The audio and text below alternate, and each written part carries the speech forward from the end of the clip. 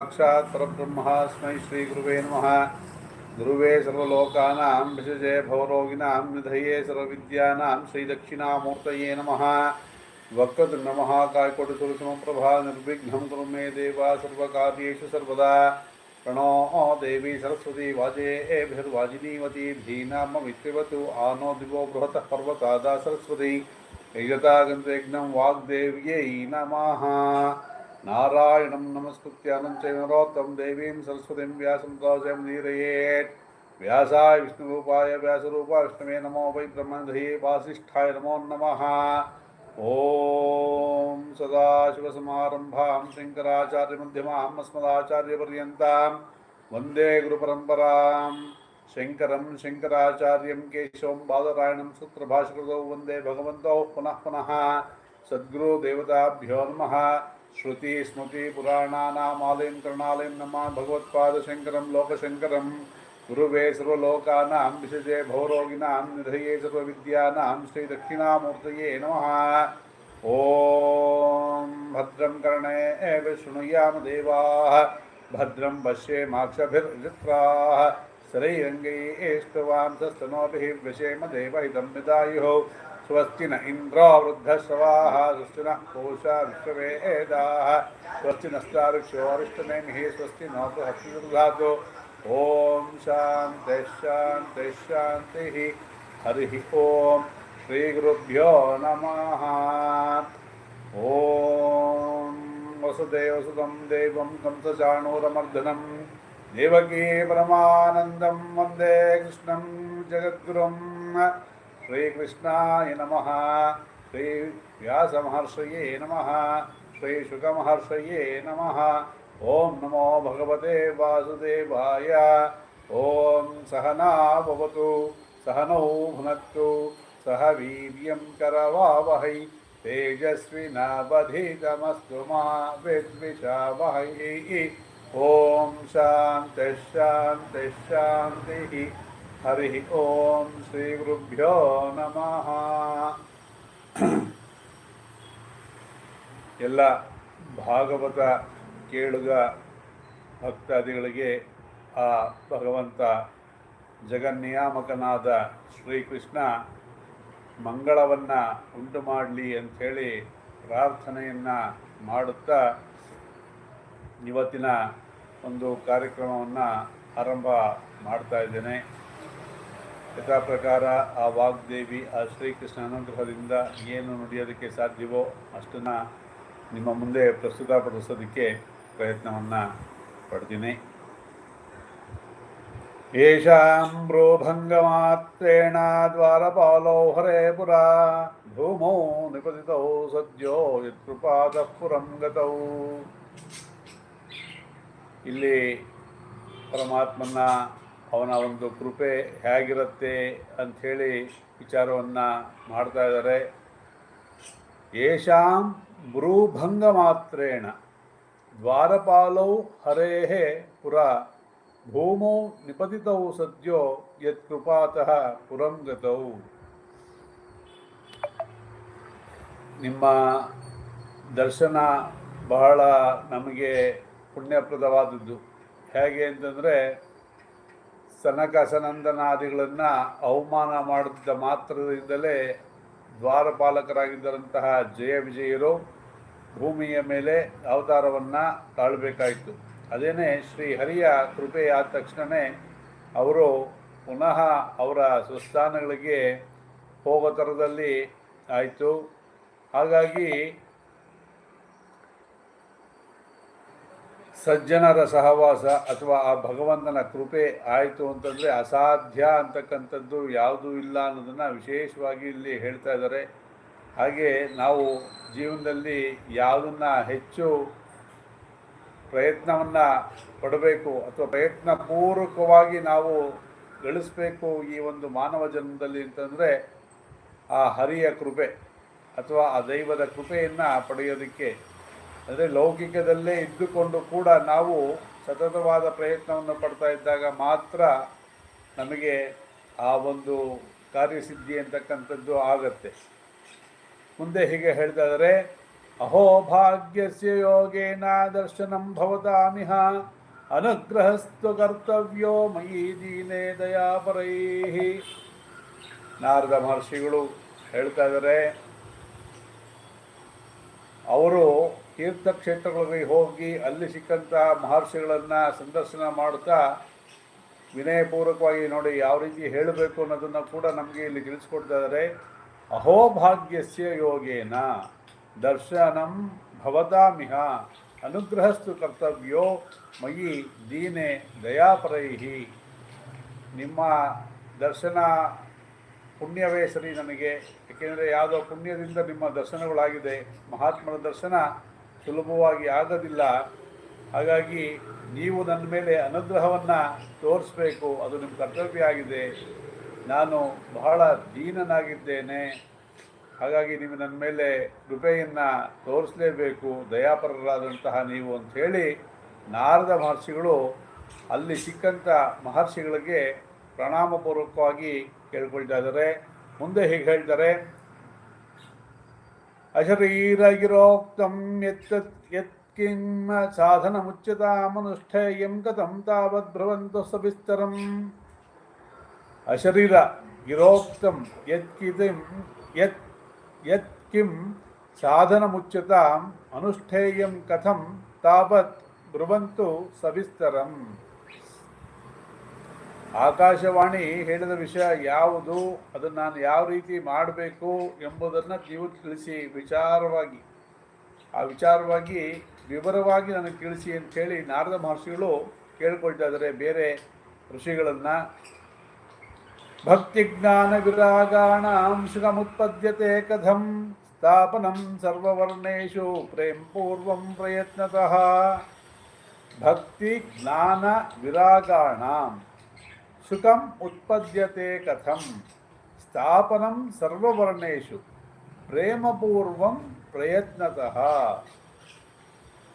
ನಮಗೆ ಹಿಂದಿನ ಕತೆ ಗೊತ್ತಿದೆ. ಭಕ್ತಿದೇವಿಯ ಮಕ್ಕಳಾದ ಜ್ಞಾನ ಮತ್ತು ವೈರಾಗ್ಯ ಎಂಬ ಆಕೆಯ ಪುತ್ರರು ವೃದ್ಧಾಪ್ಯವನ್ನು ಹೊಂದ್ಬಿಟ್ಟಿದ್ದಾರೆ. ತಾಯಿ ಭಕ್ತಿದೇವಿ ಯೌವನವನ್ನು ಹೊಂದಿದ್ದಾಳೆ, ಮಕ್ಕಳು ವೃದ್ಧಾಪ್ಯವನ್ನು ಹೊಂದಿದ್ದಾರೆ. ಅಂದರೆ ಈ ಕಲಿಗಾಲದ ಪ್ರಭಾವದಿಂದ ಭಕ್ತಿ ವೈರಾಗ್ಯಗಳು ಜನಗಳಲ್ಲಿ ಇಲ್ಲದೇ ಇರೋದ್ರಿಂದ ಅವಕ್ಕೆ ಮುಪ್ಪು ಬಂದಿದೆ, ಅಥವಾ ಮುಪ್ಪು ಬಂದ ಹಾಗೆ ತೋರಿಸ್ಕೊಳ್ತಾ ಇದ್ದಾರೆ ಅಂತ ಹೇಳಿ ನಾವು ಹಿಂದಿನ ಕಥೆಯಲ್ಲಿ ವಿಚಾರವನ್ನು ಮಾಡಿದ್ದೀವಿ.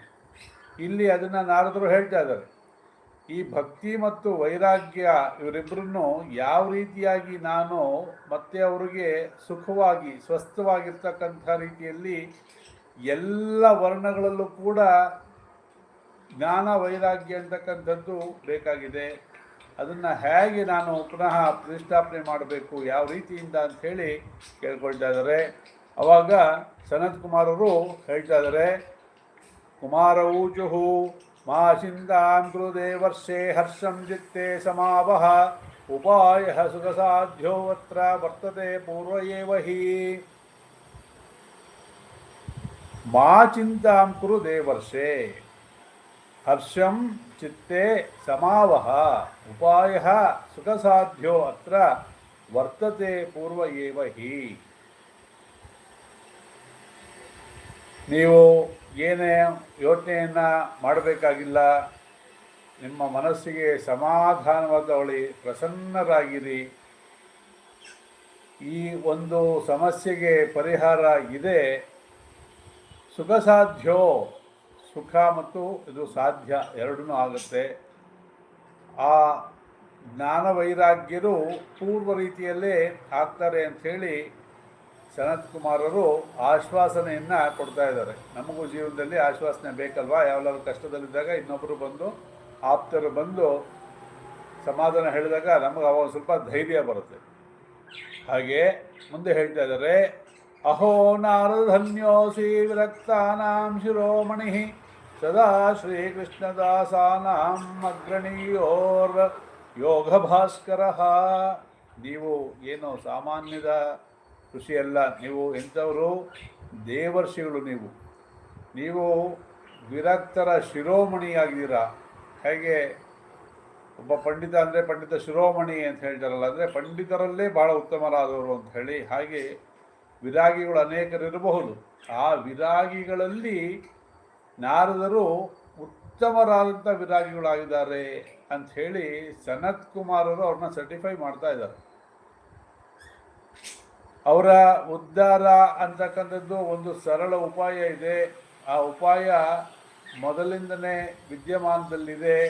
ಹಾಗಾಗಿ ಇದು ಯಾವುದು ಕಷ್ಟ ಅಲ್ಲ, ಸುಲಭವಾಗಿ ಈ ಒಂದು ಏನು ನೀವು ಹೇಳ್ತಾ ಇದ್ದೀರಾ ಜ್ಞಾನ ವೈರಾಗ್ಯಗಳಿಗೆ ಪುನಃ ಯೌವನ ಬರುತ್ತೆ ಅಂಥೇಳಿ ಹೇಳ್ತಾ ಇದ್ದಾರೆ. ತ್ರೈಚಿತ್ರಂ ನ ಮಂತವ್ಯಂ ಭಕ್ತ್ಯರ್ಥಂ ಮನವರ್ತಿನಿ ಘಟದೆ ಕೃಷ್ಣದಾಸಸ್ಯ ಭಕ್ತೇಃ ಸಂಸ್ಥಾಪನಾ ಸದಾ. ವೈಚಿತ್ರಂ ನ ಮಂತವ್ಯಂ ಭಕ್ತ್ಯರ್ಥಂ ಅನುವರ್ತಿನಿ ಘಟಿತೆ ಕೃಷ್ಣದಾಸಸ್ಯ ಭಕ್ತೇಃ ಸಂಸ್ಥಾಪನಾ ಸದಾ. ನೋಡಿ ಎಷ್ಟು ಕಾನ್ಫಿಡೆಂಟಾಗಿ ಹೇಳ್ತಾ ಇದ್ದಾರೆ ಸನತ್ ಕುಮಾರರು ನಾರದ ಮಹರ್ಷಿಗಳಿಗೆ. ಏನು ಹೇಳ್ತಾ ಇದ್ದಾರೆ ಅಂದರೆ, ನಿಮ್ಮ ಮನಸ್ಸು ಯಾವುದೇ ಚಂಚಲವನ್ನು ಹೊಂದದೇ ಇರಲಿ. ಯಾಕೆ ಅಂದರೆ ನೀವು ಭಕ್ತಿಗಾಗಿ ಕೆಲಸವನ್ನು ಏನು ಮಾಡೋಕ್ಕೆ ಹೊರಟಿದ್ದೀರಾ, ಭಕ್ತಿ ದೇವಿಗೋಸ್ಕರ, ಅದು ಸಾಮಾನ್ಯದ ಕೆಲಸ ಅಲ್ಲ. ಮತ್ತು ಭಕ್ತಿ ಅಂತಕ್ಕಂಥದ್ದನ್ನು ಪುನಃ ಸ್ಥಾಪನೆ ಮಾಡೋದು ಕೂಡ ಬಹಳ ಪ್ರಧಾನವಾದಂತಹ ಕೆಲಸ. ಮತ್ತು ನೀವು ಶ್ರೀಕೃಷ್ಣನ ದಾಸನಾಗಿರೋದ್ರಿಂದ ಅದು ಸುಲಭವಾಗಿ ಪುನಃ ನಾವು ಸ್ಥಾಪನೆಯನ್ನು ಮಾಡಬಹುದು ಅಂಥೇಳಿ ಹೇಳ್ತಾ ಇದ್ದಾರೆ. ಋಷಿಭಿರ್ಬಹವೋ ಲೋಕೆ ಪಂಥಾನಃ ಪ್ರಕಟೀಕೃತಾಃ ಶ್ರಮಸಾಧ್ಯಾಶ್ಚ ತೇ ಸರ್ವೇ ಪ್ರಾಯಸ್ವರ್ಗಫಲಪ್ರದಾಃ. ಋಷಿಭಿಃ ಬಹವೋ ಲೋಕೆ ಪಂಥಾನಃ ಪ್ರಕಟೀಕೃತಾಃ ಶ್ರಮಸಾಧ್ಯಾಶ್ಚ ತೇ ಸರ್ವೇ ಪ್ರಾಯಃ ಸ್ವರ್ಗಫಲಪ್ರದಾಃ. ಏನು ಹೇಳ್ತಾ ಇದ್ದಾರೆ, ನಮಗೆ ವೇದದಲ್ಲಿ ಎರಡು ಭಾಗವನ್ನು ಮಾಡಿದ್ದಾರೆ. ಒಂದು ಪೂರ್ವ ಮೀಮಾಂಸ, ಒಂದು ಉತ್ತರ ಮೀಮಾಂಸ ಅಂತ ಹೇಳಿ.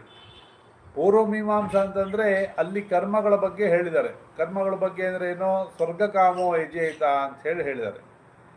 ಯಾರಿಗೆ ಸ್ವರ್ಗವನ್ನು ಪಡೆಯಬೇಕು ಅಂತಕ್ಕಂತಹ ಬಯಕೆ ಇದೆಯೋ ಅವನು ಆ ಒಂದು ಸ್ವರ್ಗಕ್ಕೆ ಕಾಮನೆಯನ್ನು ಉಂಟು ಮಾಡ್ತಕ್ಕಂತಹ ಯಜ್ಞವನ್ನು ಮಾಡಬೇಕು ಅಂಥೇಳಿ ಹೇಳ್ತಾರೆ. ಅಶ್ವಮೇಧಾದಿ ಯಾಗಗಳನ್ನು ಮಾಡಿದಾಗ ಅಗ್ನಿಷ್ಟೋಮ, ಅಶ್ವಮೇಧ, ರಾಜಾಸುಯಾಗ ಇಂತಹ ಕರ್ಮಗಳನ್ನು ಹೇಳಿದ್ದಾರೆ. ಇಂಥವನ್ನು ಮಾಡಿದಾಗ ಬೇರೆಯವರಿಗೆ ವಿಶ್ವಜಿತ್ ಯಾಗವನ್ನು ಹೇಳಿದ್ದಾರೆ. ಇಂತಹ ಕರ್ಮಗಳನ್ನು ಮಾಡಿದಾಗ ಆ ಕರ್ಮದ ಪುಣ್ಯ ವಿಶೇಷದಿಂದ ಅವನಿಗೆ ಸ್ವರ್ಗಾದಿ ಲೋಕಗಳು ಉಂಟಾಗುತ್ತೆ ಅಂತ ಹೇಳಿದ್ದಾರೆ. ಇನ್ನು ಉತ್ತರ ಮೀಮಾಂಸ ತಗೊಂಡ್ರೆ ಉಪನಿಷತ್ತುಗಳನ್ನ ಅದರಲ್ಲಿ ಜ್ಞಾನದ ಬಗ್ಗೆ ಹೆಚ್ಚಾಗಿ ಹೇಳಿದ್ದಾರೆ. ಯಾತಕ್ಕೆ ಜ್ಞಾನದ ಬಗ್ಗೆ ಹೇಳಿದ್ದಾರೆ? ಮನುಷ್ಯನಿಗೆ ಕೆಲವು ಲೌಕಿಕದಲ್ಲಿ ಆಸಕ್ತಿ ಜಾಸ್ತಿ, ಅಂದರೆ ಜಾಸ್ತಿ ಜನಕ್ಕೆ ಲೌಕಿಕದಲ್ಲಿ ಆಸಕ್ತಿ ಅಂತಲೂ ಹೇಳ್ಬೋದು. ಕಡಿಮೆ ಜನಕ್ಕೆ ಜ್ಞಾನದ ಬಗ್ಗೆ ಆಸಕ್ತಿ, ವಿರಕ್ತಿ ಎಲ್ಲ ಇರುತ್ತೆ. ಹೀಗೆ ಇರಬೇಕಾದ್ರೆ ಏನಾಗತ್ತೆ, ಯಾರೋ ಕೆಲವು ಜನ ಮಾತ್ರ ಸ್ವರ್ಗಾದಿ ಲೋಕಗಳು ಬೇಡ, ಅದು ಶಾಶ್ವತ ಅಲ್ಲ, ನಮ್ಮ ಜ್ಞಾನವೇ ಮುಖ್ಯ ಅಂಥೇಳಿ ನಿಮ್ಮಂತಹ ಸರಿಯಾದ ಜ್ಞಾನ ಇರ್ತಕ್ಕಂಥವ್ರು, ಅಂದರೆ ಬ್ರಹ್ಮಜ್ಞಾನವನ್ನೇ ಪಡ್ಕೊಳ್ಬೇಕು ಅಂತಹ ಸರಿಯಾದ ಜ್ಞಾನವಿರೋರು ಮಾತ್ರ ಈ ಹಾದಿಗೆ ಬರೋಕ್ಕಾಗತ್ತೆ. ಇಲ್ಲ ಅಂತಂದರೆ ಅವರು ತಾತ್ಕಾಲಿಕ ಸುಖವನ್ನು ಕೊಡ್ತಕ್ಕಂತಹ ಕಾಮ್ಯಕರ್ಮಗಳು ಅಂತಂದರೆ ಬಯಕೆಯನ್ನು ಈಡೇರಿಸ್ತಕ್ಕಂತಹ ಕರ್ಮಗಳನ್ನೇ ಮಾಡಿಕೊಂಡು ಅಲ್ಲಿರ್ತಾರೆ. ಆ ಪುಣ್ಯ ಮುಗಿದ ಮೇಲೆ ಮತ್ತೆ ಕರ್ಮಗಳನ್ನು ಮಾಡಬೇಕು, ಮತ್ತೆ ಪುಣ್ಯ ಮುಗಿಯುತ್ತೆ. ಹೀಗೆ ನೀವು ಬ್ಯಾಂಕಲ್ಲಿ ದುಡ್ಡಿಟ್ಟು ಡ್ರಾ ಮಾಡ್ತಾ ಇರೋ ಥರ, ಇಲ್ಲಿ FD ಎಲ್ಲ ಇಟ್ಟು ಇಂಟ್ರೆಸ್ಟ್ ಹೊಲ್ಟಿ ಅನ್ನೋ ಥರ ಇಲ್ಲ. ನೀವು ಮಾಮೂಲಿ ಈ ಸ್ವಿಸ್ ಬ್ಯಾಂಕಲ್ಲಿ ಇಟ್ಟರೆ ನಾವೇ ದುಡ್ಡು ಕಟ್ಟಬೇಕಂತ ಅದಕ್ಕೆ ನಮ್ಮ ಸೇಫ್ಟಿಗೋಸ್ಕರ. ಹಾಗೆ ಕರ್ಮಾಂಗದಲ್ಲಿ ಪೂರ್ವಮೀಮಾಂಸದಲ್ಲಿ ನೀವು ಕರ್ಮಗಳನ್ನು ಮಾಡ್ತೇವೆ ಅಂತಂದರೆ ಅದಕ್ಕೊಂದಿಷ್ಟು ಪುಣ್ಯ ಉಂಟಾಗುತ್ತೆ. ಆ ಪುಣ್ಯ ಖಾಲಿ ಮಾಡೋವರೆಗೂ ನೀವು ಸುಖವನ್ನು ಅನುಭವಿಸ್ತಾ ಇರ್ತೀರ. ಏನಾದರೂ ಸುಖ ಖಾಲಿ ಆಯಿತು ಅಂತಂದರೆ ಕ್ಷೀಣೆ ಪುಣ್ಯ ಮರ್ತಿಲೋಕೆ ವಿಶಂತಿ, ಪುಣ್ಯ ಕ್ಷೀಣ ಆದಮೇಲೆ ಅವನು ಪುನಃ ಭೂಮಿಯ ಮೇಲೆ ಹುಟ್ಟುತ್ತಾನೆ ಅಂಥೇಳಿ ಭಗವದ್ಗೀತೆಯಲ್ಲಿ ಹೇಳೋ ರೀತಿಯಲ್ಲೇ ಆಗುತ್ತೆ ಅಂಥೇಳಿ ಹೇಳ್ತಾ ಇದ್ದಾರೆ. ಮುಂದೆ ಹೇಳ್ತಾ ಇದ್ದಾರೆ, ವೈಕುಂಠ ಸಾಧಕ ಪಂಥ ಸದು ಗೋಪ್ಯೋ ಹಿ ವರ್ತತೆ ತಸ್ಯೋಪದೇಷ್ಟ ಪುರುಷಃ ಪ್ರಾಯೋ ಭಾಗ್ಯೇನ ಲಭ್ಯತೆ. ಇದು ಬಹಳ ಗುಪ್ತವಾಗಿರ್ತಕ್ಕಂಥ ವಿಚಾರ, ಸೀಕ್ರೆಟ್, ಮೋಸ್ಟ್ ಕಾನ್ಫಿಡೆನ್ಷಿಯಲ್ ಅಂತ ಏನು ಹೇಳ್ತಾರಲ್ಲ ಆ ಥರ. ಯಾತಕ್ಕೆ ಅಂತಂದರೆ ಸಿಕ್ಕವರೆಲ್ಲ ಇದನ್ನು ಭಾಗವತನಾಗಲಿ ಭಗವದ್ಗೀತೆನಾಗಲಿ ಕೇಳೋದಕ್ಕೂ ಸಾಧ್ಯ ಇಲ್ಲ. ಕೇಳಿದ್ರೆ ಅರ್ಥವಾಗಲ್ಲ, ಅರ್ಥವಾದರೆ ಅನುಷ್ಠಾನ ಮಾಡೋಕ್ಕಾಗಲ್ಲ. ಇಷ್ಟು ಸಮಸ್ಯೆಗಳಿದೆ. ಫಸ್ಟು ಕೇಳಿಸ್ಕೊಳ್ಬೇಕು, ಆ ಕೇಳಿದ ಮೇಲೆ ಅದು ಅರ್ಥ ಆಗಬೇಕು. ಅರ್ಥ ಆದಮೇಲೆ ಅದನ್ನು ಅನುಸರಿಸಬೇಕು. ಅನುಸರಿಸ್ತಾ ಯಾವತ್ತೋ ಒಂದು ಸಿದ್ಧಿ ಆಗುತ್ತೆ. ಶ್ರವಣ ಮನನ ನಿಧಿಧ್ಯಾಸನ ಅಂಥೇಳಿ ಫಸ್ಟು ಶ್ರವಣ ಕೇಳಿಸ್ಕೊಳ್ಬೇಕು. ಚೆನ್ನಾಗಿ ಕೇಳಿಸ್ಕೊಂಡಿದ್ದನ್ನು ಮನನ ಮಾಡಬೇಕು. ನಾವು ವಿಚಾರಗಳನ್ನು ಕೇಳಿದ್ರೆ ಎಲ್ಲೋ ಒಂದು ಪದ ಒಂದು ಅಕ್ಷರ ಆ ಕಡೆ ವ್ಯತ್ಯಾಸ ಆದ್ರೂ ಕೂಡ ಅರ್ಥನೇ ವ್ಯತ್ಯಾಸ ಆಗುತ್ತೆ. ಅಘ ಅಂದರೆ ಪಾಪ, ಅನಘ ಅಂದರೆ ಪಾಪ ಬಿಲ್ಲದವನು ಅಂತ ಹೇಳಿ. ನಾನು ಹೇಳಬೇಕಾದ್ರೆ ನೀವು ನಕಾರ ಬಿಟ್ಬಿಟ್ರು ಅಘ ಅಂತ ಅಂದ್ಕೊಂಡ್ರೆ ಪಾಪ ಅಂತ ತಿಳ್ಕೊಂಡ್ರೆ ಕಷ್ಟ, ಅಥವಾ ಪಾಪ ಅಂತ ಹೇಳೋ ಕಡೆ ಅನಘ ಅಂತ ಒಂದು ಎಕ್ಸ್ಟ್ರಾ ಸೇರಿಸ್ಕೊಂಡ್ರು ಕಷ್ಟ. ಹಾಗೇನೆ ಈ ಭಾಗವತಾದಿ ಪುರಾಣಗಳನ್ನು ಕೇಳಿ ಅದನ್ನು ಸರಿಯಾಗಿ ಅರ್ಥ ಮಾಡ್ಕೋಬೇಕು. ಮನನ ಡೌಟ್ ಬಂತಾ ತಿರ್ಗಿ ಅದನ್ನು ಮನನ ಮತ್ತೆ ಚೆನ್ನಾಗಿ ವಿಚಾರವನ್ನು ಮಾಡಿ, ಏನಾರು ಸಂದೇಹ ಬಂದರೆ ಮತ್ತೆ ಗುರು ಮುಖ್ಯನ ಅರ್ಥ ತಿಳ್ಕೊಂಡು ಶ್ರವಣ ಆಯಿತು, ಮನನ ಆಯಿತು, ನಿಧಿಧ್ಯಾಸನ ಅಂತಂದರೆ ಅದನ್ನು ಚೆನ್ನಾಗಿ ಗಟ್ಟಿಯಾಗಿ ಕೂರಿಸ್ಬೇಕು. ಹೇಗೆ ಅಂತಂದರೆ ಏನು ಮಾಡಿದ್ರು ಅಲ್ಲಾಡ್ಸೋಕ್ಕಾಗೋದು. ಅಂದರೆ ನೀವು ದೃಢವಾಗಿ ನಿಲ್ಲಬೇಕು. ಫಸ್ಟು ಕೇಳಿದಾಗ ಏನಾಗುತ್ತೆ, ಸ್ವಲ್ಪ ಅರ್ಥ ಆಗುತ್ತೆ, ಸ್ವಲ್ಪ ಸಂದೇಹ ಇರುತ್ತೆ. ಅದಕ್ಕೆ ಮನನ ಮಾಡ್ತಾ ಆ ಸಂದೇಹ ನಿವಾರಣೆ ಆಗುತ್ತೆ. ಆ ನಿವಾರಣೆ ಆದ ಮೇಲೆ ಅದನ್ನು ಮತ್ತೆ ಗಟ್ಟಿಯಾಗಿ ಕೂರಿಸ್ಬೇಕು, ವೀರ್ಯವತ್ತಾಗಿ ಅಂತ ಹೇಳ್ತಾರೆ. ವೀರ್ಯವತ್ತಾಗಿ ಅಂದರೆ ಶಕ್ತಿಶಾಲಿಯಾಗಿ ಕೂತ್ಕೊಳ್ಬೇಕು ಅಂತ ಹೇಳಿ ಕೂರಿಸಿದಾಗ ಮಾತ್ರ ಇದು ಮಾಡೋದಕ್ಕೆ ಸಾಧ್ಯ ಆಗುತ್ತೆ. ಅದನ್ನೇ ಭಾಗ್ಯನ ಲಭ್ಯತೆ ಅಂತ ಹೇಳಿ ಹೇಳ್ತಾ ಇದ್ದಾರೆ. ಸತ್ಕರ್ಮ ಅಥವಾ ನಿರ್ದಿಷ್ಟಂ ವ್ಯೋಮ ವಾಚಾತು ಯತ್ಪುರ ತದುಚ್ಯತೆ ಶೃಣಸ್ವಾದ್ಯ ಸ್ಥಿರಚಿತ್ತ ಪ್ರಸನ್ನಧೀಹಿ.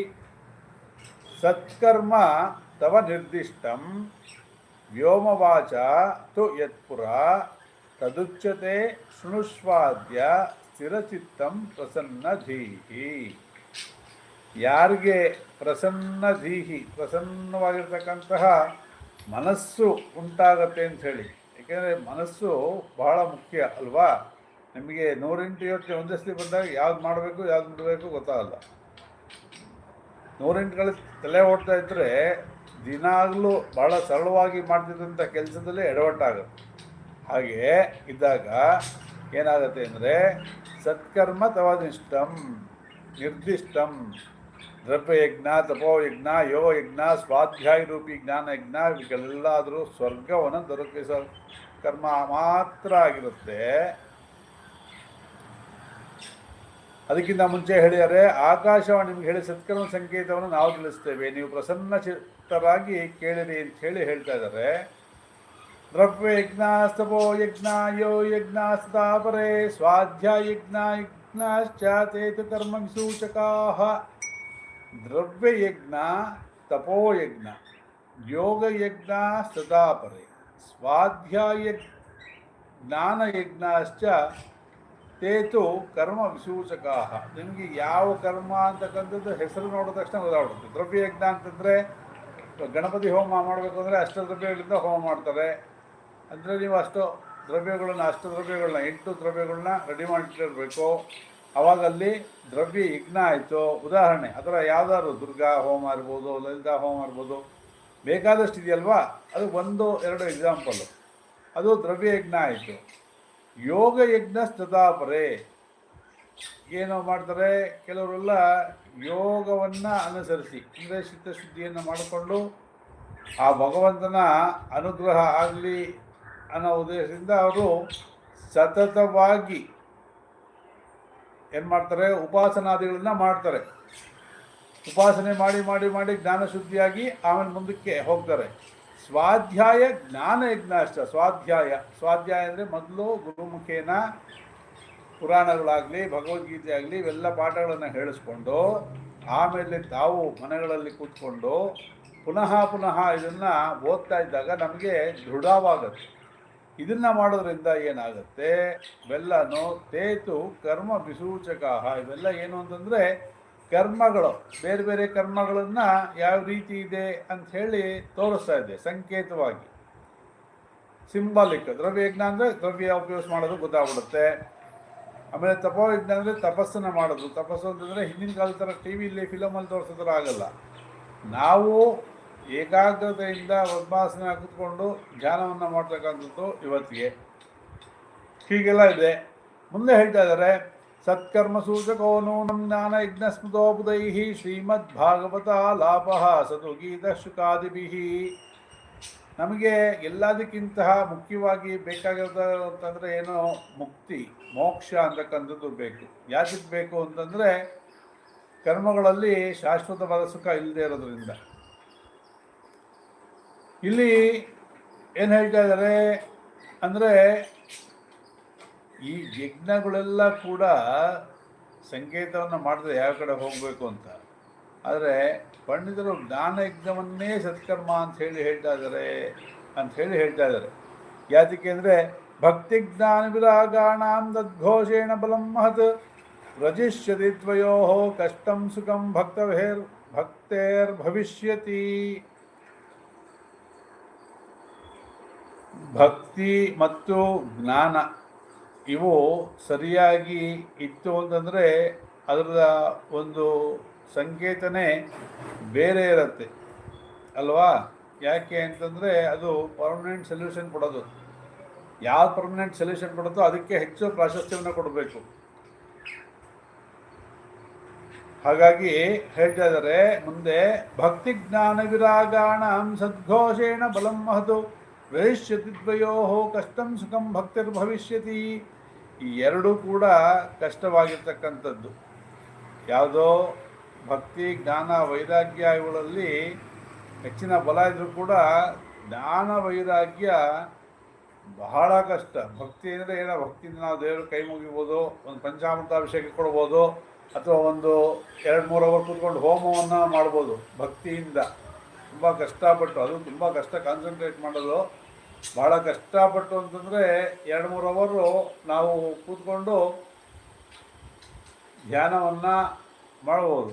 ಆದರೆ ಭಕ್ತಿ ಇದಲ್ಲ, ಜ್ಞಾನ ವೈರಾಗ್ಯ ಅಂತಕ್ಕಂಥದ್ದು ಅಷ್ಟು ಸುಲಭವಾಗಿ ಸಿಕ್ಕೋದಿಲ್ಲ. ಯಾಕೆಂತಂದರೆ ಅದಕ್ಕೆ ತುಂಬ ಜನ್ಮದ ಪುಣ್ಯ ಇದ್ರೇ ಸಾಧ್ಯ ಆಗೋದು, ಇಲ್ಲಾಂದರೆ ಸಾಧ್ಯವೇ ಇಲ್ಲ ಅಂಥೇಳಿ ಇಲ್ಲಿ ವಿಚಾರವನ್ನು ತಿಳಿಸ್ತಾ ಇದ್ದಾರೆ. ಮುಂದೆ ಹೀಗೆ ಹೇಳ್ತಾ ಇದ್ದಾರೆ, ಪ್ರಳಯಂ ಹಿ ಗಮಿಷ್ಯಂತಿ ಶ್ರೀಮದ್ಭಾಗವತಧ್ವನೇ ಕಲೇರ್ದೋಷ ಇಮೇ ಸರ್ವೇ ಸಿಂಹಶಬ್ದಾದೃಕಾ ಇವ. ಪ್ರಳಯಂ ಹಿ ಗಮಿಷ್ಯಂತಿ ಶ್ರೀಮದ್ಭಾಗವತ ಧ್ವನೇ ಕಲೇರ್ದೋಷ ಇಮೇ ಸರ್ವೇ ಸಿಂಹಶಬ್ದಾದೃಕಾ ಇವ. ಈ ಭಾಗವತದ ಮಹಿಮೆಯನ್ನು ಮತ್ತೆ ಇಲ್ಲಿ ಹೇಳ್ತಾ ಇದ್ದಾರೆ. ಈ ಭಾಗವತ ಎಷ್ಟು ಪವರ್ಫುಲ್ ಆಗಿದೆ, ಎಷ್ಟು ಸ್ಟ್ರಾಂಗ್ ಆಗಿದೆ ಅಂತಂದರೆ ಈ ಭಾಗವತದಿಂದಲೇ ಪ್ರಳಯವನ್ನು ತಡಿಬೋದಂತೆ. ಪ್ರಳಯಂ ಹಿ ಗಮಿಷ್ಯತಿ, ಹೊರಟೋಗುತ್ತೆ ಪ್ರಳಯ, ಬಂದಿರತಕ್ಕಂಥ ಪ್ರಳಯನೇ ಹಿಂದೆ ಹೊರಟೋಗುತ್ತಂತೆ. ಶ್ರೀಮದ್ ಭಾಗವತ ಧ್ವನೇ, ಈ ಭಾಗವತ ಧ್ವನಿ ಎಲ್ಲಿ ಕೇಳಿಸ್ತಾ ಇದೆಯೋ ಅಲ್ಲೆಲ್ಲ ಪುಣ್ಯವನ್ನು ಮಾಡಿದ್ದಾರೆ ಅಂತ ಅರ್ಥ. ಕಲೇರ್ದೋಷ ಇಮೇ ಸರ್ವೇ ಸಿಂಹಶಬ್ದಾದೃಕಾ ಇವ. ಹೇಗೆ ನರಿ ಸಿಂಹ ಶಬ್ದವನ್ನು ಕೇಳಿದ ತಕ್ಷಣ ಹೆದರ್ಕೊಂಡು ಓಡೋಗ್ಬಿಡುತ್ತೋ, ಅಥವಾ ದುರ್ಬಲ ಮನುಷ್ಯ ಸಬಲನಾಗಿರತಕ್ಕಂಥವನ್ನ ಹೆದರ್ಕೊಂಡು ಓಡೋಗ್ಬಿಡ್ತಾನೋ, ಆ ರೀತಿಯಾಗಿ ಸಿಂಹಪ್ರದವಾಗಿರ್ತಕ್ಕಂತಹ ಕಾಡಿನ ರಾಜ ಆಗಿರ್ತಕ್ಕಂತಹ ಸಿಂಹಕ್ಕೆ ಎಲ್ಲ ಪ್ರಾಣಿಗಳು ಗೌರವವನ್ನು ಕೊಡೋ ಹಾಗೆ ಈ ಭಾಗವತದ ವಿಚಾರ ನಡೀತಾ ಇದೆ ಅಂತಂದರೆ ಅಲ್ಲಿ ಸಿಂಹನಾದ ಇದ್ದ ಹಾಗೆ. ಆ ಸಿಂಹನಾದಕ್ಕೆ ಏನಾಗುತ್ತೆ, ನದಿಗಳು ಇತ್ಯಾದಿ ಪ್ರಾಣಿಗಳೆಲ್ಲ ಓಡೋಗ್ಬಿಡುತ್ತೆ. ಅಂದರೆ ನಮ್ಮ ಜೀವನಕ್ಕೆ ಅನುಸರಿಸ್ಕೊಂಡಾಗ ಈ ಭಾಗವತವನ್ನು ಎಷ್ಟೆಷ್ಟಾತೋ ಅಷ್ಟೆಷ್ಟು ಅಧ್ಯಯನವನ್ನು ಮಾಡ್ತಾ ಇದ್ದಾಗ ಈ ಕಷ್ಟಾದಿಗಳು ಪರಿಹಾರ ಆಗತ್ತೆ ಆ ಭಗವಂತನ ಪ್ರೇರೇಪಣೆಯಿಂದ ಅಂತ. ನಮಗೇನಾಗಬೇಕು, ಮುಖ್ಯವಾಗಿ ಭಕ್ತಿ ಶ್ರದ್ಧೆ ಇರಬೇಕು, ಅದಿರಬೇಕು ಮೈನು. ಅದಿಲ್ಲದೆ ನಾನು ಓದ್ತೀನಿ ಕಾಟಾಚಾರಕ್ಕೆ ಅಂತ ಹೋದರೆ ಅದು ಕೆಲಸ ಆಗೋದಿಲ್ಲ ಅಲ್ವಾ. ಹೇಗೆ ನೀವು ಒಂದು ಕೆಲಸವನ್ನು, ಯಾವುದೇ ಕೆಲಸವನ್ನು, ಅಂದ್ರೆ ಅಡುಗೆ ಮಾಡೋದಿರ್ಬೋದು, ಕಸ ಗುಡಿಸೋದಿರ್ಬೋದು, ಆಫೀಸ್ ಕೆಲಸ ಇರ್ಬೋದು, ಶ್ರದ್ಧೆಯಿಂದ ಮಾಡಬೇಕು. ನೀವು ಕಸ ಗುಡಿಸಿಂದ ಪರಕೆ ಅಲ್ಲೊಂದ್ಸತಿ ಇಲ್ಲೊಂದು ಕಸ ಕ್ಲೀನ್ ಆಗುತ್ತಾ? ಅಡುಗೆ ನಾನು ಮಾಡ್ತೀನಿ ಅಂತ ಹೇಗೆ ಮಾಡೋದಾಗತ್ತಾ? ಅದಾಗಲ್ಲ, ಶ್ರದ್ಧೆಯಿಂದ ಮಾಡಬೇಕು. ಹಾಗೆಯೇ ಭಾಗವತವನ್ನು ಕೇಳ್ತೀನಿ ಅಂತಂದರೆ ಭಗವತ್ ಪ್ರೇಮದಿಂದ ಅಲ್ಲಿ ಶ್ರೀಕೃಷ್ಣನ್ನೇ ಧ್ಯಾನ ಮಾಡ್ತಾ ಮನಸ್ಸಿನಲ್ಲಿ ವಿಚಾರಗಳನ್ನು ಪುನಃ ಪುನಃ ಗಮನ ಇಟ್ಟು ಕೇಳ್ತಾ ಇದ್ದಾಗ ಮಾತ್ರ ಆ ಭಾಗವತ ಶ್ರವಣ ಮಹಿಮೆಯಿಂದ ನಿಮಗೆ ಎಷ್ಟೋ ಲಾಭಗಳಾಗುತ್ತೆ. ಇದೆಲ್ಲ ನೀವೇ ಅನುಭವಿಸಿ ತಿಳ್ಕೊಳ್ಬೇಕು. ಸುಮ್ಮನೆ ನಾವು ಹೇಳೋದು ಕಥೆ ಅಂತ ಆಗುತ್ತೆ. ಏಕೆಂದರೆ ಭಗವದ್ಗೀತೆಯನ್ನು ಕೇಳಿದವರು ಅವರ ಅನುಭವದಲ್ಲಿ ಅನೇಕ ಬದಲಾವಣೆಗಳು ನಮ್ಮ ಚಿಂತನೆಯಲ್ಲಿ, ನಡವಳಿಕೆಯಲ್ಲಿ ಮತ್ತು ಮನೆಯಲ್ಲಿ ವ್ಯತ್ಯಾಸ ಆಗಿದೆ ಅಂತ ಹೇಳಿದರು. ಅವ್ರದ್ದನ್ನು ಬೇಕಾದ್ರೆ ಒಂದು ಸತಿ ಯಾವೆಲ್ಲ ರೆಕಾರ್ಡ್ ಮಾಡಿ ಹಾಕೋ ಒಂದು ಪ್ರಯತ್ನವನ್ನು ಮಾಡೋಣ, ಪ್ರಾಕ್ಟಿಕಲ್ಲಾಗಿ ಆಗಿರ್ತಕ್ಕಂಥದ್ದು. ಯಾಕೆಂದರೆ ನಮಗೇನು ಯಾವುದು ನಮಗೆ ಕಣ್ಣೆದುರುಗಡೆ ಕಾಣುತ್ತೆ ಅದು ಮಾತ್ರ ನಮಗೆ ತಲೆಗೆ ಹೋಗುತ್ತೆ. Action is more important then the words. ನೀವು ಬಾಯಲ್ಲಿ ಕತೆ ಹೇಳೋದಕ್ಕಿಂತ ಬರೀ ಆ್ಯಕ್ಷನ್ ಮಾಡಿದ್ರೆ ಅದು ಭಾಳ ಬೇಗ ತಲೆಯಲ್ಲಿ ಕೂತ್ಕೊಳ್ಳುತ್ತೆ. ಹಾಗೆಯೇ ಇದನ್ನು ಕೇಳಬೇಕು. ಜ್ಞಾನ ವೈರಾಗ್ಯ ಸಂಯುಕ್ತ ಭಕ್ತಿ ಪ್ರೇಮರಸಾವಹ ಪ್ರತಿಗೇಹಂ ಪ್ರತಿಜನಂ ತತ ಕ್ರೀಡಂ ಕರಿಷ್ಯತಿ.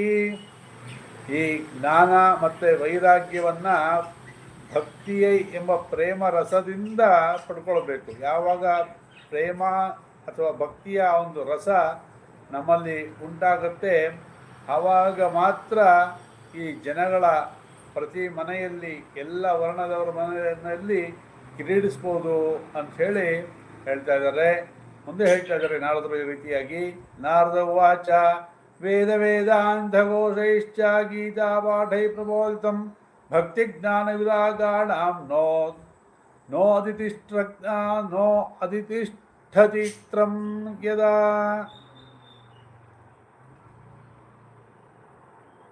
ನ ಉದತಿ ಉದಿತಿಷ್ಠತಿ ಉದತಿಷ್ಠ್ರಿಕಂ ಯದಾ ಅಂಥೇಳಿ ಹೇಳ್ತಾ ಇದ್ದಾರೆ. ನಾನು ವೇದವನ್ನು ಹೇಳಿದೆ, ವೇದಾಂತವನ್ನು ಹೇಳಿದೆ, ಗೀತಾ ಪಾರಾಯಣವನ್ನು ಮಾಡಿದೆ, ತುಂಬ ಎಚ್ಚರಿಸಿದೆ. ಅದು ಕೂಡ ಭಕ್ತಿ ಮತ್ತು ಭಕ್ತಿಯ ಮಕ್ಕಳಾದ ಜ್ಞಾನ ವೈರಾಗ್ಯರು ಎಚ್ಚರಗೊಳ್ಳಿಲ್ಲ ಅಂಥೇಳಿ ಹೇಳ್ತಾ ಇದ್ದಾರೆ. ವೇದ ವೇದಾಂತ ಘೋಷೈಶ್ಚ ಗೀತಾಪಾಠೈ ಪ್ರಬೋಧಿತಂ ಭಕ್ತಿಜ್ಞಾನ ವಿರಾಗಾಣ ನ ಉದತಿಷ್ಠ ತ್ರಿಗಂಸ್ ಯದಾ.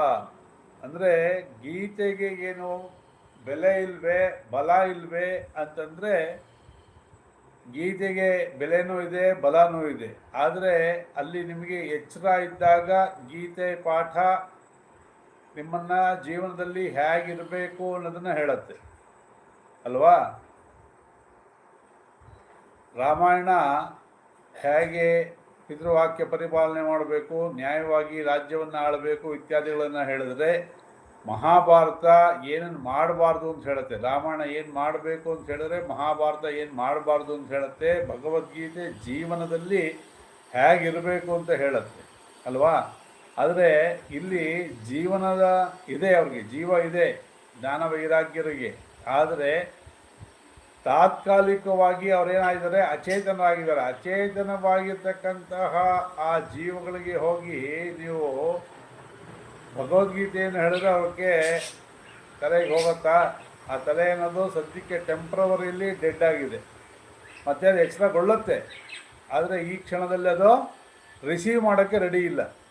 ಮುಂದೆ ಹೇಳ್ತಾ ಇದ್ದಾರೆ, ಶ್ರೀಮದ್ ಭಾಗವತ ಲಾಭ ತತ್ಕಥಂ ಬೋಧಮೇಶ್ಯತಿ ತತ್ಕಥಾಸು ದ್ವಯೋರ್ವೇದಾರ್ಥ ಶ್ಲೋಕೆ ಶ್ಲೋಕೆ ಪದೇ ಪದೇ.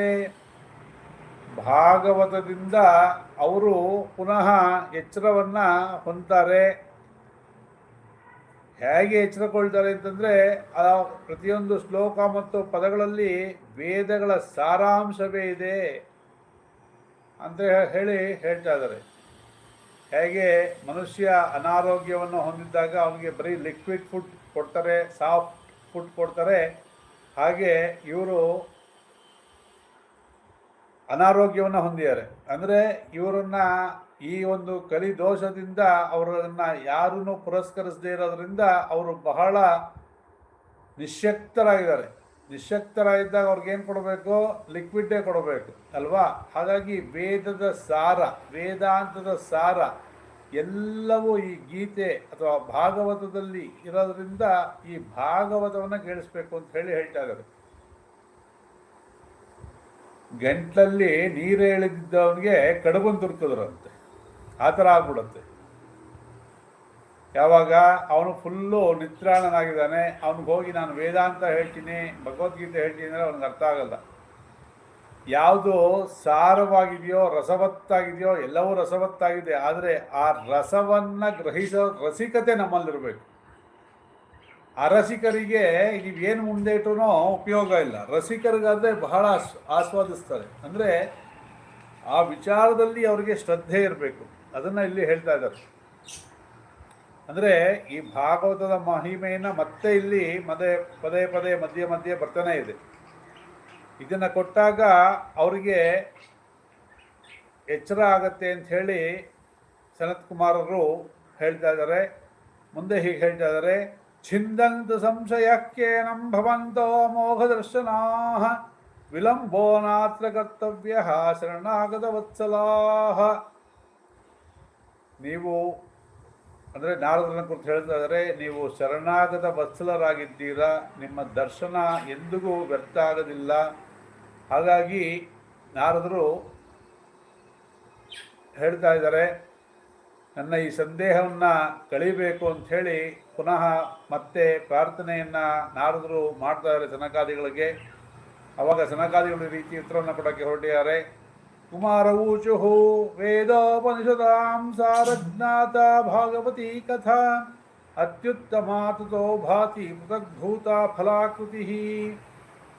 ಶ್ರೀಮದ್ ಭಾಗವತದ ಕತೆ ವೇದ ಉಪನಿಷತ್ತುಗಳ ಸಾರದಿಂದಲೇ ರಚಿತವಾಗಿದೆ.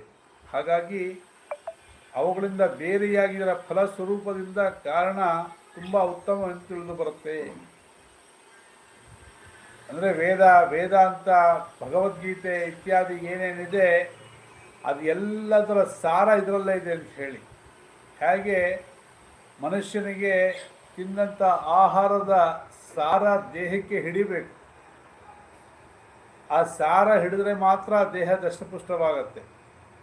ನೀವು ಅದರಲ್ಲಿರೋ ಸಾರೆಲ್ಲ ತೆಗೆದು ಆಚೆ ಹಾಕ್ಬಿಟ್ಟು ಬರೀ ಚರಟ ತಿಂದರೆ ದೇಹ ದಷ್ಟಪುಷ್ಟ ಆಗೋದಿಲ್ಲ.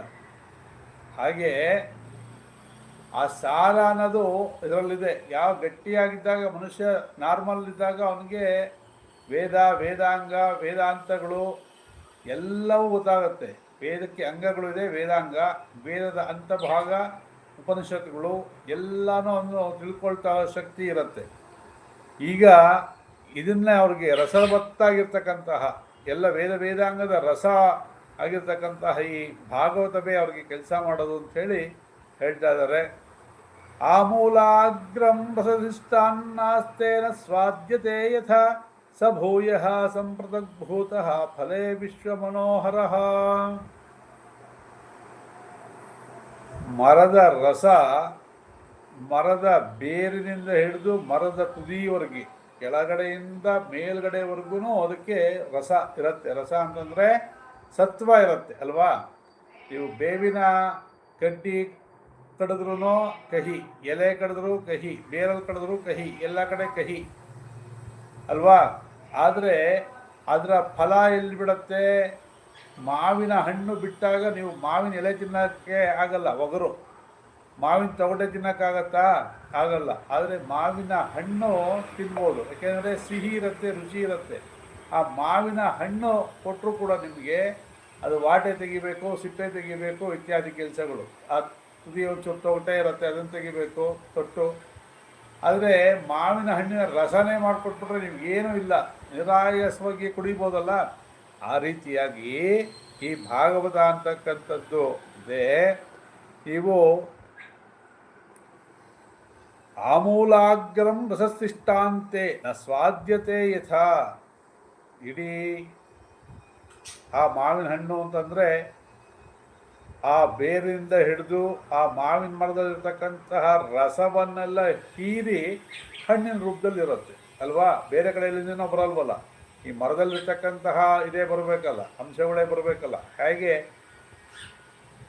ಈ DNA ಅಂತ ಹೇಳ್ತಾರೆ ಅಥವಾ ಹೆರಿಡಿಟಿ ಅಂತ ಹೇಳ್ತಾರೆ, ಅದೆಲ್ಲ ಏನು ಅಂತಂದರೆ ತಂದೆ ತಾಯಿಗಳು, ತಾತ ಅಜ್ಜಿ ಇವ್ರದ್ದು ಅಂಶಗಳೆಲ್ಲ ಸೇರ್ಕೊಂಡಿರುತ್ತಲ್ಲ. ಹಾಗೆ ಇದ್ರೂ ಕೂಡ ಇಲ್ಲಿ ಆ ಹಣ್ಣನ್ನೇ ರುಚಿ ಕೊಡುತ್ತೆ ಹೊತ್ತು ಬೇರೆ ನಮಗೆ ಎಲೆಗಳು ಬೇರೆ ಯಾವುದೋ ರುಚಿಯನ್ನು ಕೊಡದೇ ಇರೋ ರೀತಿಯಲ್ಲಿ ಉಂಟಾಗುತ್ತೋ ಹಾಗೆ ಯಥಾ ದುಗ್ಧೇ ಚಿತಂ ಸರ್ಕರ್ನ ಸ್ವಾದಾಯೋಪಕಲ್ಪತೆ ಪೃಥಗ್ಭೂತಂ ಹಿ ತದ್ಗವ್ಯಂ ದೇವಾನಾಂ ರಸವರ್ಧನಂ.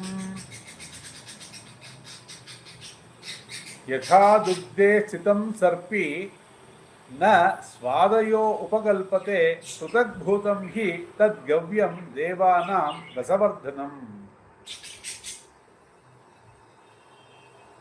ಇಲ್ಲಿ ನಮಗೆ ತುಪ್ಪ ಎಲ್ಲಿಂದ ಬರುತ್ತೆ ಅನ್ನೋದು ಗೊತ್ತಿದೆ, ಎಲ್ಲರಿಗೂ ಕಾಮನ್ ಸೆನ್ಸ್ ಇದೆ ಅಲ್ವಾ. ತುಪ್ಪ ಎಲ್ಲಿಂದ ಬರುತ್ತೆ? ಹಾಲು, ಹಾಲಿಂದ ಮೊಸರು, ಮೊಸರಿಂದ ಬೆಣ್ಣೆ, ಬೆಣ್ಣೆಯಿಂದ ತುಪ್ಪ. ತುಪ್ಪ ಬರಬೇಕು ಅಂತಂದರೆ ಅಷ್ಟು ಪ್ರೋಸೆಸ್ ಆಗಬೇಕು. ನಾವು ಹಾಲು ಕುಡಿದಾಗ ಒಂಥರ ರುಚಿ ನಮಗೆ ಗೊತ್ತಾಗತ್ತೆ. ಹಾಲಿಗಿಂತ ಮೊಸರು ತಿಂದಾಗ, ಮೊಸರನ್ನು ತಿಂದಾಗ ನಮಗೆ ಅದೊಂಥರ ಖುಷಿ, ಆನಂದ ಕೊಡುತ್ತೆ. ಆ ಮೊಸರನ್ನ ಕಡಿದು ಬೆಣ್ಣೆ ಮಾಡಿದಾಗ ಅದೊಂಥರ ರುಚಿ ಕೊಡುತ್ತೆ. ಆ ಮೊಸರಿಂದ ಲಸ್ಸಿ ಎಲ್ಲ ಮಾಡಿದಾಗ ಅದೊಂಥರ ರುಚಿ ಕೊಡುತ್ತೆ. ಅಂದರೆ ಮೂಲ ಮೊಸರು, ಅದನ್ನು ಲಸ್ಸಿ, ಅದಕ್ಕೆ ಸ್ವಲ್ಪ ಸ್ವೀಟು ಸಾಲ್ಟು ಒಂದೊಂದು ಟೇಸ್ಟ್ ಇದೆಯಲ್ಲ, ಅದು ಬೇರೆ ಥರ ರುಚಿ ಕೊಡುತ್ತೆ. ಹಾಲಿಗಿಂತ ಅದು ವಿಭಿನ್ನವಾದ ರುಚಿ ಕೊಡುತ್ತೆ, ಚೆನ್ನಾಗಿರುತ್ತೆ. ಹಾಲಿಗಿಂತ ಮೊಸರು ಚೆನ್ನಾಗಿರುತ್ತೆ, ಮೊಸರಿಗಿಂತ ಬೆಣ್ಣೆ ತಿಂದಾಗ ಚೆನ್ನಾಗಿರುತ್ತೆ, ಬೆಣ್ಣೆಗಿಂತ ತುಪ್ಪ ಇನ್ನೂ ರುಚಿಯಾಗಿರುತ್ತೆ. ದೇವತೆಗಳಿಗೆ ಆಜ್ಯ ಪ್ರಿಯೋ ಅಹಿವೈ ದೇವಾನಾಮ್ ಅಂತ ಹೇಳಿ ಹೇಳ್ತಾರೆ. ದೇವತೆಗಳಿಗೆ ತುಪ್ಪ ಅನ್ನೋದು ಬಹಳ ಪ್ರಿಯವಂತ. ಅದಕ್ಕೆ ಹೋಮದಲ್ಲಿ ತುಪ್ಪವನ್ನು ಹಾಕ್ತಾರೆ. ತುಪ್ಪವನ್ನು ಹಾಕಿದ್ರು ಒಳ್ಳೆ ತುಪ್ಪವನ್ನು ಹಾಕಬೇಕು, ಬೆಣ್ಣೆ ಕಡ್ದು ಮಾಡತಕ್ಕಂಥ ತುಪ್ಪವನ್ನು ಹಾಕಬೇಕು. ಈ ಲೋಕಲ್ ತುಪ್ಪಗಳು ಸಿಗುತ್ತೆ ಈಗ, ಅದೆಲ್ಲ ಉಪಯೋಗಿಸ್ಬಾರ್ದು. ಯಾವುದಾದ್ರು ಕೆಮಿಕಲ್ಸ್, ನೀವು ಹೋಮ ಮಾಡೋದು ಯಾತಕ್ಕೆ? ನಿಮ್ಮ ಪಾಪ ನಾಶ ಆಗೋಕ್ಕೋಸ್ಕರ. ರೇಟ್ ಕಡಿಮೆ ಸಿಗುತ್ತೆ ಅಂದ್ಬಿಟ್ಟು ಲೋಕಲ್ ತುಪ್ಪ ಹಾಕಿದ್ರೆ ಆರೋಗ್ಯನೂ ಹಾಳೋ, ಪಾಪನೂ ವೃದ್ಧಿ. ಆಯಿತಾ? ಹಾಗೆ ಇಲ್ಲಿ ಹಾಲಿನಲ್ಲಿರ್ತಕ್ಕಂತಹ ತುಪ್ಪ ಹೇಗೆ ನಿಗೂಢವಾಗಿರುತ್ತೋ ಆ ರೀತಿಯಾಗಿ ಅಂಥೇಳಿ ಹೇಳ್ತಾ ಇದ್ದಾರೆ. ಮುಂದೆ ಹೀಗೆ ಹೇಳ್ತಾ ಇದ್ದಾರೆ, ಇಕ್ಷೂಣಾಮ ವಿಮಧ್ಯಾಂದಂ ಶರ್ಕರಾ ವ್ಯಾಪ್ಯ ತಿಷ್ಠತಿ ಪೃಥಗ್ಭೂತ ಚ ಸಾ ನಿಷ್ಠಾ ತಥಾ ಭಾಗವತಿ ತಥಾ. ಕಬ್ಬಿನ ಜಲ್ಲೆ ತಗೊಂಡ್ರೆ ಆ ಕಬ್ಬಿನ ಜಲ್ಲೆ ಕೆಳಗಡೆಯಿಂದ ಮೇಲ್ಗಡೆ ಮಧ್ಯ ಎಲ್ಲ ಭಾಗದಲ್ಲೂ ಸಿಹಿನೇ ಇರುತ್ತೆ ಅಲ್ವಾ. ಹಾಗಂದ್ಬಿಟ್ಟು ಈ ದುರಾಸೆ ಇರೋರು ಏನು ಮಾಡ್ತಾರೆ, ಕಬ್ಬಿನ ಬುಡಕ್ಕೆ ಮಣ್ಣಿನ ಹತ್ರ ಅಲ್ಲಿ ಬಾಯಿ ಹಾಕ್ಬಾರ್ದು ಅಂತ ಹೇಳ್ತಾರೆ ದುರಾಸೆಯಿಂದ. ಮಾತು ಕೇಳಿದೆ. ಆದರೆ ಕಬ್ಬಿನ ರಸದಲ್ಲಿ ಏನು ವ್ಯತ್ಯಾಸ ಆಗೋದಿಲ್ಲ. ಕಬ್ಬಿನ ಜಲ್ಲೆ ತಗೊಂಡು ಮಧ್ಯ ಕೆಳಗ ಭಾಗದಲ್ಲಿ ತಿನ್ನಿ, ಮಧ್ಯ ಭಾಗದಲ್ಲಿ ತಿನ್ನಿ, ತುದಿ ಭಾಗದಲ್ಲಿ ತಿನ್ನಿ, ಸರ್ವತ್ರ ಸಮ ಇರುತ್ತೆ ಆ ಸಿಹಿ ಅಲ್ವಾ. ಆದರೆ ಆ ಸಿಹಿಯಿಂದ ಬೆಲ್ಲ ಮಾಡಿದಾಗ, ಸಕ್ಕರೆ ಮಾಡಿದಾಗ ನಾವು ಸುಲಭವಾಗಿ ಅದನ್ನು ಸ್ವಾದಿಸ್ಬೋದು ಅಲ್ವಾ. ಸಕ್ಕರೆ ಡೈರೆಕ್ಟಾಗಿ ಬಾಯಿಗೆ ಹಾಕ್ಕೊಂಡ್ರೆ ಅದು ನಮ್ಮ ರುಚಿ ಗೊತ್ತಾಗುತ್ತೆ, ಅಥವಾ ಬೆಲ್ಲ ಒಂಚೂರು ಮುರಿದು ಹಾಕ್ಕೊಂಡ್ರೆ ನಮ್ಮ ರುಚಿ ಗೊತ್ತಾಗುತ್ತೆ. ಕಬ್ಬಾದರೆ ಆ ಸಿಪ್ಪೆಯನ್ನು ಬೇರ್ಪಡಿಸಿ ಕಬ್ಬನ್ನು ಅಗೆದು ಆ ರಸವನ್ನು ಹೀರಬೇಕು. ಹೇಗೋ ಹಾಗೆ ಈ ಭಾಗವತ ಕಥೆ ಅಂತಕ್ಕಂಥದ್ದು, ಇದಂ ಭಾಗವತಂ ನಾಮ ಪುರಾಣಾಂ ಬ್ರಹ್ಮ ಸಂಹಿತಂ ಭಕ್ತಿ ಜ್ಞಾನ ವಿರಾಗಾಣಾಂ ಸ್ಥಾಪನಾಯ ಪ್ರಕಾಶಿತಂ. ಈ ಭಾಗವತ ಅಂತಕ್ಕಂಥದ್ದು ಹೇಗಿದೆ ಅಂತಂದರೆ ಬೇರೆ ಎಲ್ಲ ಪುರಾಣಗಳಿಗಿಂತ ವಿಭಿನ್ನವಾಗಿದೆ, ವಿಶಿಷ್ಟವಾಗಿದೆ, ವಿಶೇಷವಾಗಿದೆ, ಮತ್ತು ಬಹಳ ಸಾರವತ್ತಾಗಿದೆ ಅಂತ ಹೇಳಿ ಹೇಳ್ತಾ ಇದ್ದಾರೆ. ಹೇಗೆ ಅಂತಂದರೆ ಈ ಭಾಗವತ ಒಂದೇನೆ 4 ವೇದಗಳು ಕೂಡ ಸಮಾನವಾಗಿದೆ. ಈ ಭಾಗವತವನ್ನು ವೇದವ್ಯಾಸ ಮಹರ್ಷಿಗಳು ಭಕ್ತಿ ಜ್ಞಾನ ವೈರಾಗ್ಯ ಇದರೆಲ್ಲ ಸಮ್ಮೇಳನವನ್ನು ಮಾಡಿ ಇದು ಜನಗಳಲ್ಲಿ ಇರಬೇಕು ಅನ್ನೋ ಉದ್ದೇಶದಿಂದನೇ ಈ ಭಾಗವತವನ್ನು ಮಾಡಿದ್ದಾರೆ ಅಂಥೇಳಿ ಹೇಳ್ತಾ ಇದ್ದಾರೆ. ಯಾಕೆ ಅಂತಂದರೆ ನಮಗೆ ಭಕ್ತಿ ಅನ್ನೋದು ಇದ್ರೇ ಮುಂದೆ ಮುಂದೆ ಅದು ಶ್ರದ್ಧೆ, ಜ್ಞಾನ, ವೈರಾಗ್ಯ ಎಲ್ಲನೂ ಉಂಟಾಗಕ್ಕೆ ಸಾಧ್ಯ. ಹಾಗಾಗಿ ಮಹರ್ಷಿಗಳಾದ ವೇದವ್ಯಾಸರು ಈ ಒಂದು ಭಾಗವತವನ್ನು ನಮಗಾಗಿ ಕೊಟ್ಟಿದ್ದಾರೆ ಅಂಥೇಳಿ ಹೇಳ್ತಾ ಇದ್ದಾರೆ. ವೇದಾಂತ ವೇದ ಸುಸ್ನಾತೆ ಗೀತಾಯ ಅಪಿ ಕರ್ತರಿ ಪರಿತಾಪವತಿ ವ್ಯಾಸೆ ಮುಖ್ಯತ್ಯಜ್ಞಾನ ಸಾಗರೇ.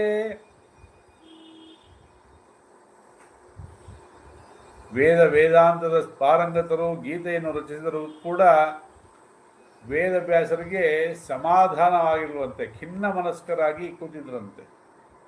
ಆವಾಗ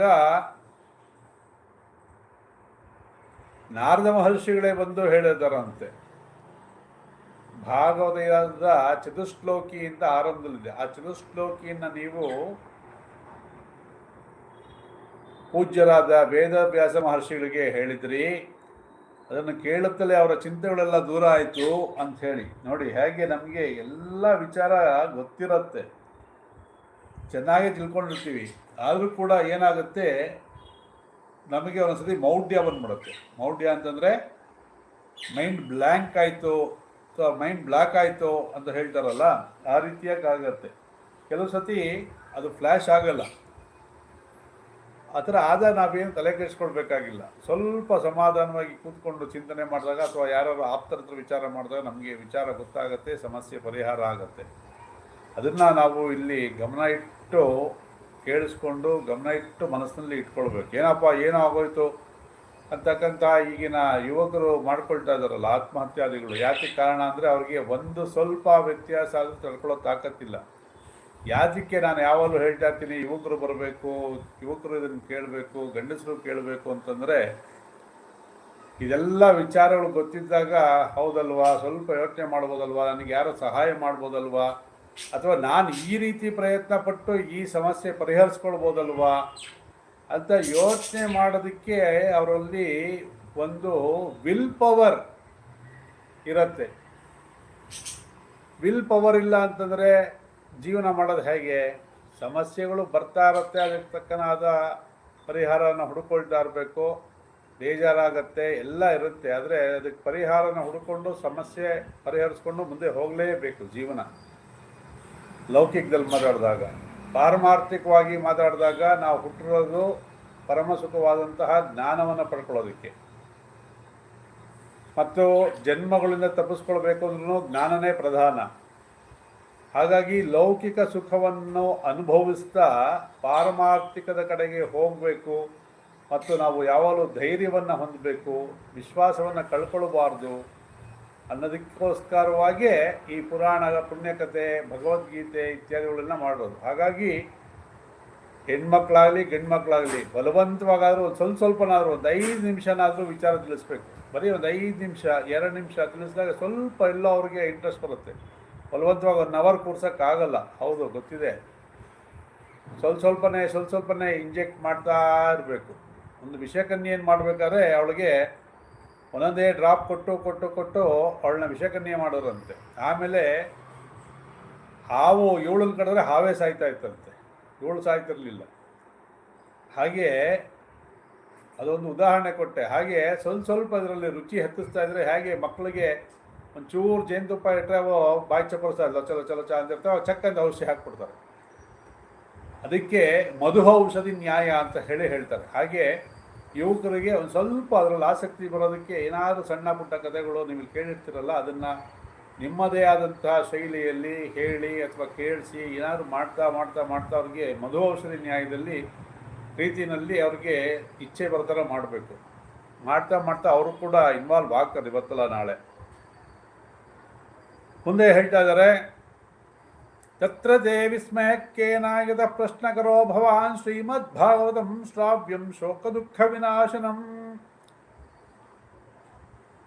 ನಿಮಗೆ ಯಾಕೆ ಆಶ್ಚರ್ಯ ಆಗ್ತಾ ಇದೆ? ನೀವೇ ಹೇಳಿದಂಥವ್ರು ಚತುಶ್ಲೋಕಿಯನ್ನು, ನಿಮ್ಗೆ ಯಾಕೆ ಆಶ್ಚರ್ಯ ಆಗ್ತಾ ಇದೆ?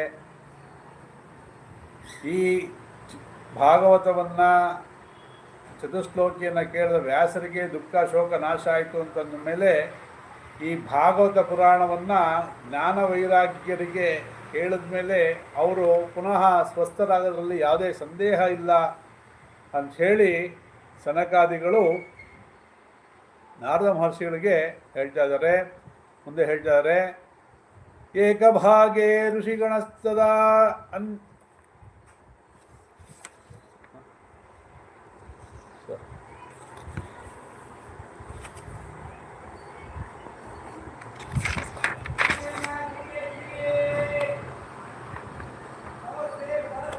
ಮುಂದೆ ಹೀಗೆ ಹೇಳ್ತಾ ಇದ್ದಾರೆ, ಯದ್ದರ್ಶನಂ ಚ ವಿನಿಹಂತ್ಯ ಶುಭಾನಿ ಸದ್ಯ ಶ್ರೇಯಸ್ತೋನತಿ ಭವದುಃಖದವಾರ್ಧಿ ತಾನಾಂ ನಿಶೇಷಶೇಷ ಮುಖಗೀತ ಕಥೈಕಪಾನಃ ಪ್ರೇಮ ಪ್ರಕಾಶಕೃತಯೇ ಶರಣಂ ಗತೋಸ್ಮಿ. ಸನಕಾದಿಗಳೇ, ನಿಮ್ಮ ದರ್ಶನ ಬಹಳ ಪವಿತ್ರವಾದದ್ದು, ಪುಣ್ಯತಮವಾದದ್ದು, ಎಲ್ಲ ಪಾಪಗಳನ್ನು ನಾಶ ಮಾಡತಕ್ಕಂಥದ್ದು, ಸಾಂಸಾರಿಕ ದುಃಖರೂಪವಾದ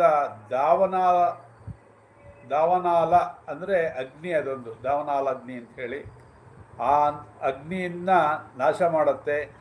ನಿರಂತರ ಆದಿಶೇಷನ 1000 ಹೆಡೆಗಳ ಮೇಲೆ ಹಾಡಲ್ಪಟ್ಟ ಭಗವತ್ ಕಥಾಮೃತವನ್ನು ಪಾನ ಮಾಡುತ್ತಾ ಇರ್ತೀರಿ ನೀವು. ಆ ಹೆಡೆ ಮೇಲೆ ಶ್ರೀಕೃಷ್ಣ ನೃತ್ಯ ಮಾಡೋದು ನೋಡಿದ್ದೀರಲ್ಲ, ಆ ರೀತಿ ನೀವು ಅವನ ಜೊತೆಗೆ ಇಟ್ಕೊಂಡು ಆ ಒಂದು ಭಾಗವತವನ್ನು ಕೇಳ್ತಾ ಇರ್ತೀರಿ. ಮತ್ತು ನನ್ನ ಮೇಲಿಂದ ನೀವು ಪ್ರೇಮ ಲಕ್ಷಣವಾಗಿ ಭಕ್ತಿಯನ್ನು ಪ್ರಕಾಶಗೊಳಿಸುವ ಉದ್ದೇಶದಿಂದ ನಿಮ್ಮಲ್ಲಿ ಶರಣಾಗತನಾಗಿದ್ದೇನೆ ಅಂತ ಹೇಳ್ತಾ ಇದ್ದಾರೆ. ಭಾಗ್ಯೋದಯೇನ ಬಹುಜನ್ಮ ಸಮರ್ಜಿತೇನ ಸತ್ಸಂಗಮಂ ಚಲಭತೆ ಪುರೋಷೋ ಯದಾ ವೈ ಅಜ್ಞಾನ ಹೇತುಕೃತ ಮೋಹಮದಾಂಧಕಾರ ನಾಶಂ ವಿದಾಹಿ ತದೋಯತೆ ವಿವೇಕಃ. ಭಾಗ್ಯೋದಯೇನ ಬಹುಜನ್ಮ ಸಮರ್ಜಿತೇನ ಸತ್ಸಂಗಮಂ ಚ ಲಭತೆ ಪುರುಷೋ ಯದಾ ವೈ ಅಜ್ಞಾನಹೇತುಕೃತ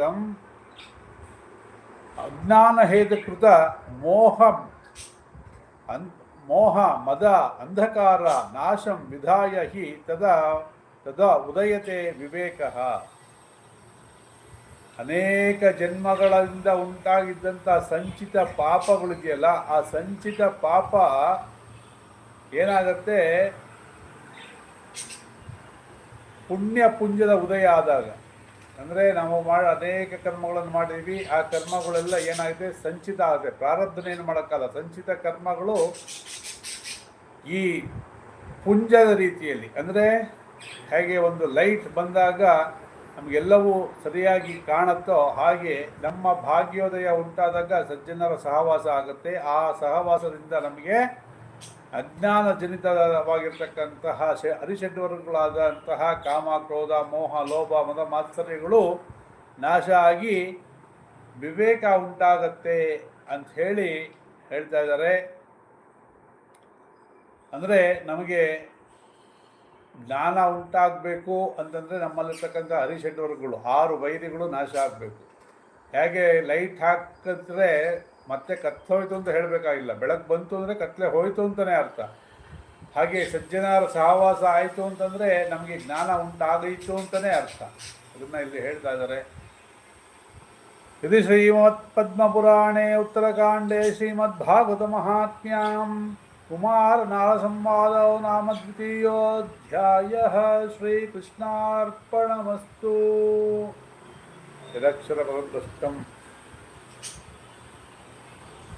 ಲೋಪದೋಷ ಪ್ರಾಯಶ್ಚಾರ್ಥಂ ನಾಮತ್ರಯ ಮಹಾಮಂತ್ರಂ ಶಿವಾಯಂ ಮಂತ್ರಯನ್ಮ ಗೋವಿಂದನ್ಮ ಚಿದಾಯಂ ಮಂತ್ರಯನ್ಮ ಗೋವಿಂದನ್ಮ ಚಿದಾಯಂ ಮಂತ್ರಯನ್ಮ ಗೋವಿಂದನ್ಮ ಚಿಂತ ಗೋವಿಂದೇಭ್ಯನ್ಮಃ.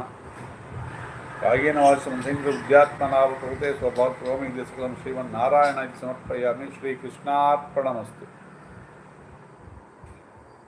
ಯಥಾಮತಿ ಈ ಒಂದು ಭಾಗವತದ 2ನೇ ಅಧ್ಯಾಯ ಇಲ್ಲಿಗೆ ಮುಕ್ತಾಯ ಆಗಿದೆ. ಇದನ್ನು ಹಂಸಕ್ಷೀರದಂತೆ ಸ್ವೀಕರಿಸಿ, ಏನಾದರೂ ಸಲಹೆಗಳಿದ್ದರೆ ನೀವು ಅಲ್ಲಿ ಕಮೆಂಟ್ಸಲ್ಲಿ ಹಾಕಿ ತಿಳಿಸಿ ಅಂತ ಹೇಳಿ ಇವತ್ತಿನ ಒಂದು ಪ್ರವಚನ ಮಾಲಿಕೆಯನ್ನು ಮುಗಿಸ್ತಾ ಇದ್ದೀನಿ. ಕೃಷ್ಣಾರ್ಪಣಮಸ್ತು. ಓಂ ಸಹನಾವವತು ಸಹನೋ ಭುನಕ್ತು ಸಹ ವೀರ್ಯಂ ಕರವಾವಹೈ ತೇಜಸ್ವಿನಾವಧೀತಮಸ್ತು ಮಾ ವಿದ್ವಿಷಾವಹೈ. ಓಂ ಶಾಂತಿ ಶಾಂತಿ ಶಾಂತಿ. ಹರಿ ಓಂ. ಶ್ರೀಕೃಷ್ಣಾರ್ಪಣಮಸ್ತು.